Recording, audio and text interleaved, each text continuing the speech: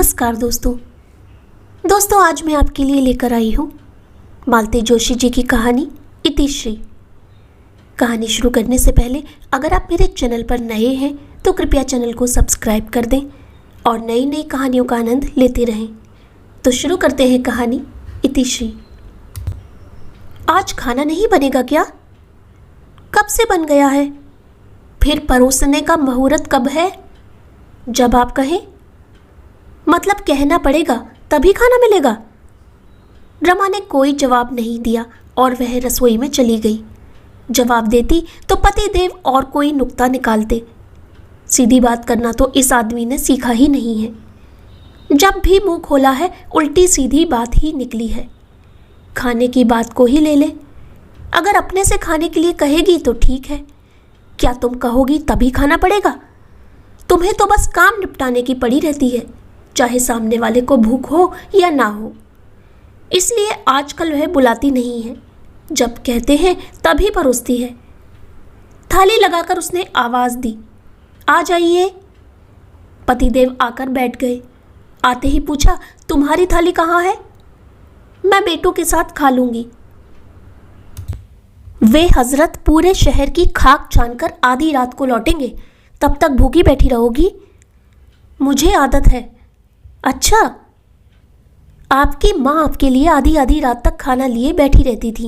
आप दोनों से पहले मेरे खाने का सवाल ही नहीं उठता था, चाहे गोद में बच्चा हो या पेट में। मुझे तो रुकना ही पड़ता था। मेरी माँ को मरे कई बरस हो गए, उसे क्यों कोस रही हो? कोस नहीं रही, आपको याद भर दिला रही हूँ कि बेटा भूखा हो तो माँ के गले से ग्रास नहीं उतरता। दरअसल वह कहना चाहती थी कि रात रात भर रमी खेलने वाले बेटे के लिए भी माँ भूखी बैठी रहती थी, तो मेरा बेटा तो फिर भी कुछ कर रहा है। पर उसने यह कहा नहीं, अच्छा खासा महाभारत हो जाता। इतने दिनों तक इंटर कॉलेज ड्रामा कॉम्पिटिशन्स चल रहे थे। आज उसका रिजल्ट था। उसका मन उधर ही लगा हुआ था। 2-3 बार पति देव ने टोका भी, ध्यान किधर है तुम्हारा? कब से दाल मांग रहा हूँ। उसके कान मोबाइल पर लगे हुए थे। घंटी बजते ही वह दौड़ पड़ी। फोन मुकुल का ही था। मम्मा बधाई हो, आपके बेटे को बेस्ट एक्टर का प्राइज मिला है। सच? खुशी से उसकी आंखें छलक आईं। हाँ, और हमारा नाटक सेकंड आया है। बेटा कोई दुकान खुली मिले तो पाव भर मिठाई लेते आना, ठाकुर जी का भोग लगा दूंगी। ठीक है मम्मा। आवाज़ कैसी आ रही है? तुम्हारे पिताजी खाने पर बैठे हैं, थाली पीट रहे हैं। माँ जाओ उन्हें अटेंड करो, नहीं तो हंगामा मचा देंगे। रसोई में आते ही उसने कहा, थाली क्यों बजा रहे थे? तुम बीच में कहाँ गायब हो गई थी? सब कुछ तो सामने रखा था। तुम कौन सा पहाड़ खोदने गई थी? फोन लेने गई थी। ऐसा किस लाट साहब का फोन था कि तुम्हें यह भी याद नहीं रहा कि मैं थाली पर बैठा हूं? बेटू का फोन था। और फिर उसने हर्ष विह्वल होकर कहा, आज ड्रामा कंपटीशन का रिजल्ट था ना, आपके बेटे को बेस्ट एक्टर का प्राइज मिला है। तुम तो ऐसे हुलस रही हो जैसे तुम्हारा बेटा दिलीप कुमार बन गया हो। आज की तारीख में तो वह मेरे लिए दिलीप कुमार ही है। और फिर अनुनय भरे स्वर में बोली, देखिए आपसे एक रिक्वेस्ट है, आज वह घर लौटे तो उससे रोज की तरह बहसबाजी मत कीजिएगा, उसकी सारी खुशियों पर पानी फिर जाएगा। ये आपका हुक्म है जो मानना पड़ेगा? नहीं, ये मेरी रिक्वेस्ट है, हाथ जोड़कर विनती है। तुम माँ बेटे को मेरा बोलना इतना बुरा लगता है? आपका बोल ही इतना कड़वा है तो बुरा तो लगेगा ही। और हम दोनों को ही नहीं, आपकी लाडली को भी आपका बोलना बुरा लगता है। अच्छा, अभी 2 दिन पहले ही उसका फ़ोन आया था। कह रही थी पापा से कहो कि जो कुछ कहना हो मुझसे कहा करें, नवीन से बात ना करें प्लीज़।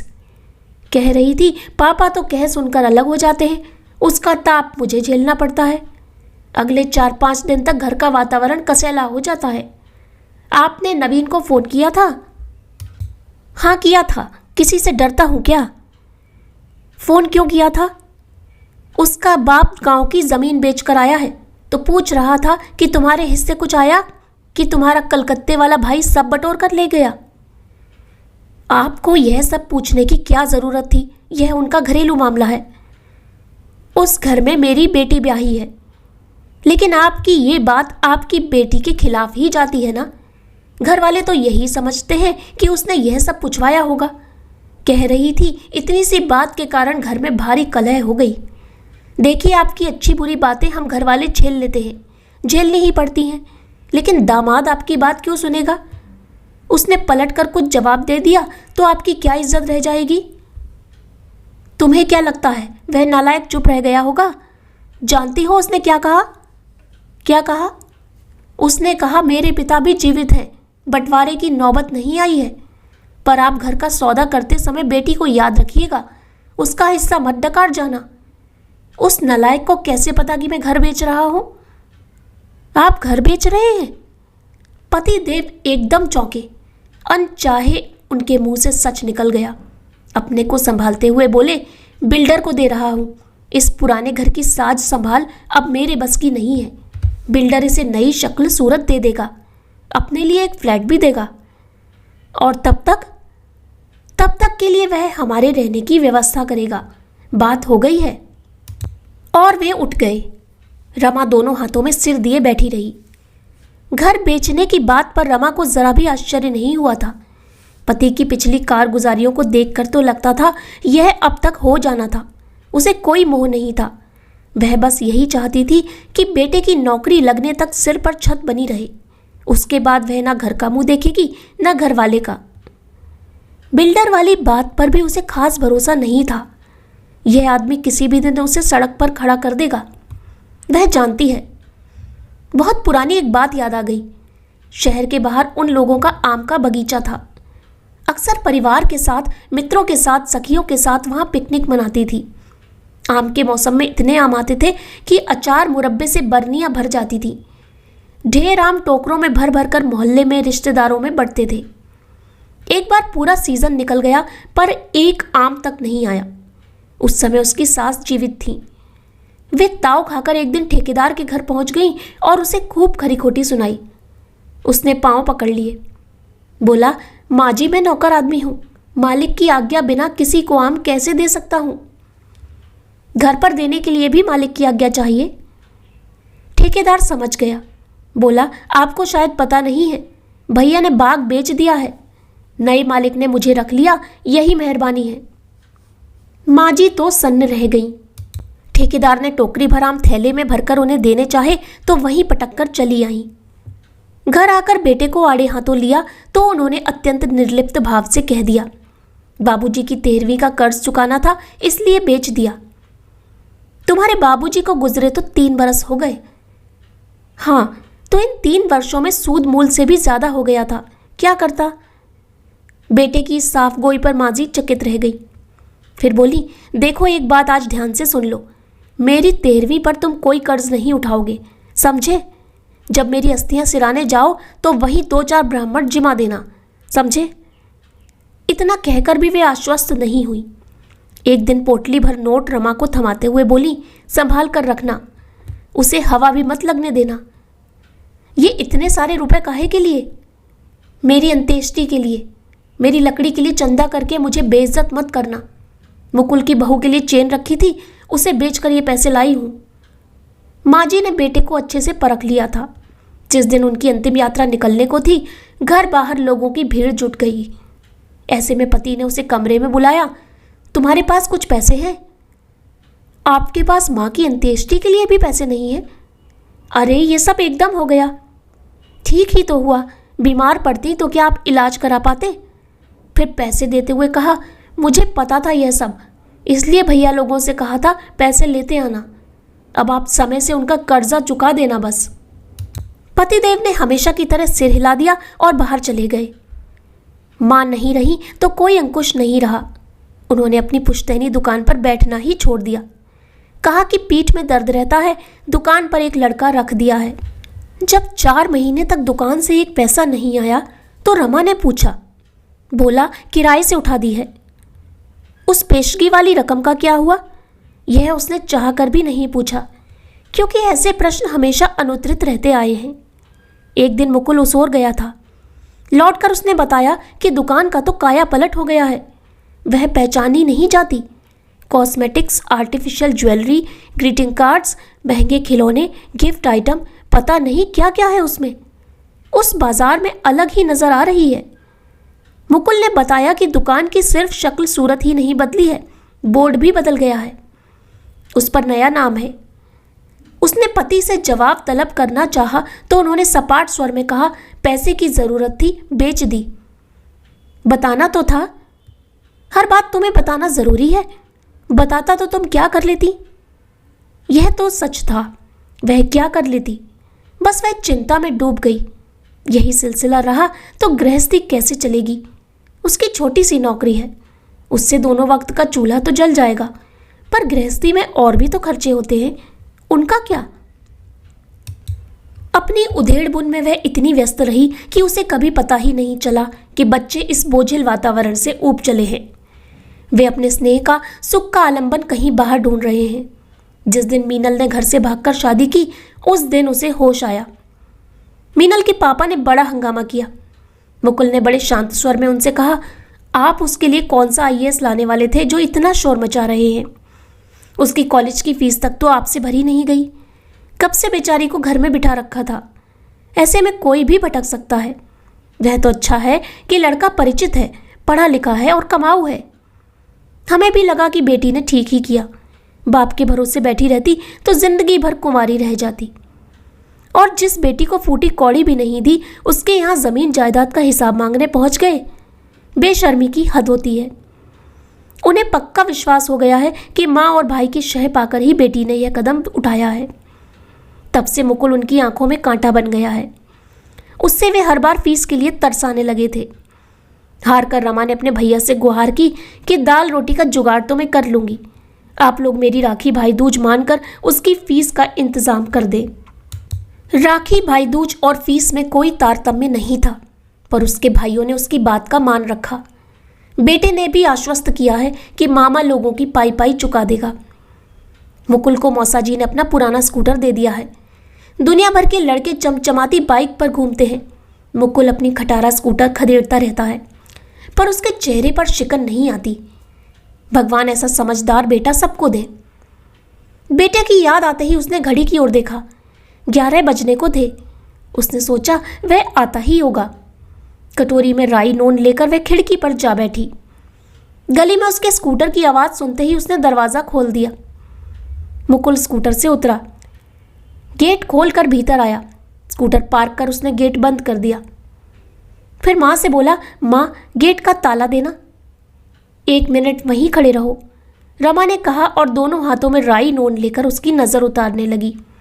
उसने हाथ ऊपर की ओर घुमाए ही थे कि पीछे से किसी ने उन हाथों को झटका दिया। पूरा राई नोन आंगन में बिखर गया। यह क्या किया आपने? वह चीखी और रो पड़ी। वह कौन सी जंग जीत कर आया है जो उसकी आरती उतार रही हो? मुकुल भीतर आया। अपने पीछे दरवाज़ा बंद करते हुए उसने कसैले स्वर में कहा, वाह, इससे अच्छे स्वागत की तो मैंने कल्पना भी नहीं की थी। स्वागत किस लिए जनाब? आवारागर्दी करके लौटे हो इसलिए। कहाँ थे अब तक? उन्होंने कड़कदार आवाज़ में सवाल दागा। पापा, रोज़ एक ही एक प्रश्न पूछते हुए आप बोर नहीं होते? लेकिन मैं उत्तर देते देते ऊब गया हूँ। कुछ नया सोचिए ना। अच्छा तो यह बताओ, कॉलेज पढ़ने जाते हो या नाटक करने? यह प्रश्न पूछने का अधिकार सिर्फ उन्हें है जो मेरी फीस भरते हैं, मुकुल ने सपाट स्वर में कहा। बदतमीज।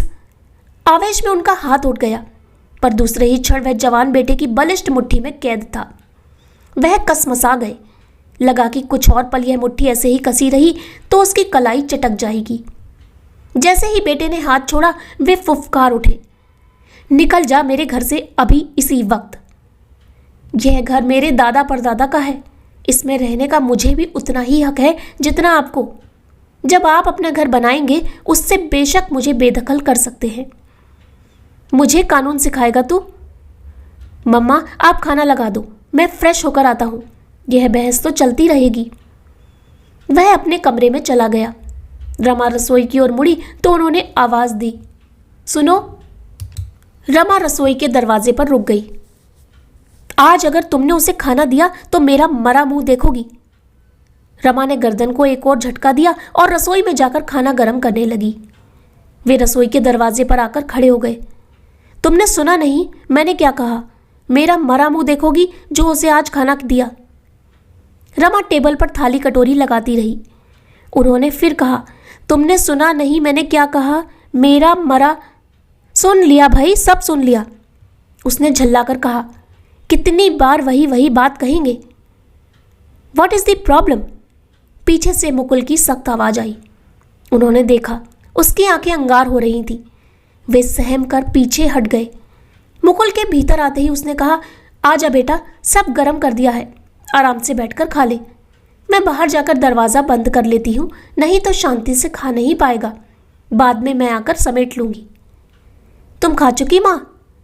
हाँ बेटा, मुझे लगा तुम लेट हो जाओगे इसलिए खा लिया। अब तुम आराम से बैठकर खाओ। कहते हुए वे बाहर निकल आई और उसने दरवाज़ा बंद कर दिया। बाहर वे जले भुने बैठे थे। मैंने तुमसे कुछ कहा था? मैंने भी आपसे कुछ कहा था, यही कि आज आप उससे बहसबाजी मत करना, नहीं तो उसकी सारी खुशी पर पानी फिर जाएगा। पर आपने मेरी बात नहीं मानी, रोज़ की तरह हंगामा कर दिया। जब आप मेरी बात नहीं मान सकते तो मुझसे क्यों अपेक्षा करते हैं? मेरी तुम्हारी बात में कोई फ़र्क नहीं है। क्या फ़र्क है? मैंने कहा था मेरा मरा मुंह देखोगी अगर उसे खाना दिया तो? मतलब तुम्हें मेरे मरने जीने से कोई फ़र्क नहीं पड़ता? वह चुप रही। यह मत भूलो कि मेरी वजह से तुम सुहागिन बनकर इठला रही हो। वह भरी बैठी थी, एकदम फूट पड़ी। ऐसे निकम्मे सुहाग का मैं क्या करूं? इससे तो मैं अभागिन ही भली। कहते हुए उसने अपना मंगलसूत्र उतारकर उनकी ओर उछाल दिया। लीजिए, इसे भी बेच खाइए, कुछ दिन का खर्चा पानी चल जाएगा। वे सन्न रह गए। यह वही मंगलसूत्र था जो कभी टूटकर बिखर जाता था तो वे सारे काम छोड़कर उसे पिरोने बैठ जाती थी। सूने गले से वह पानी भी नहीं पीती थी। वही मंगलसूत्र रमा ने आज ऐसे उतारकर फेंक दिया था जैसे वह कोई चीज हो।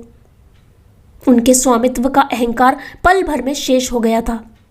उनका पति होने का एहसास किसी रद्दी कागज के टुकड़े की तरह उनके पैरों में लौट रहा था। तो दोस्तों, कैसी लगी आपको यह कहानी? अगर कहानी पसंद आई हो तो कृपया चैनल को सब्सक्राइब कर दें तथा वीडियो को लाइक और शेयर करना ना भूलें।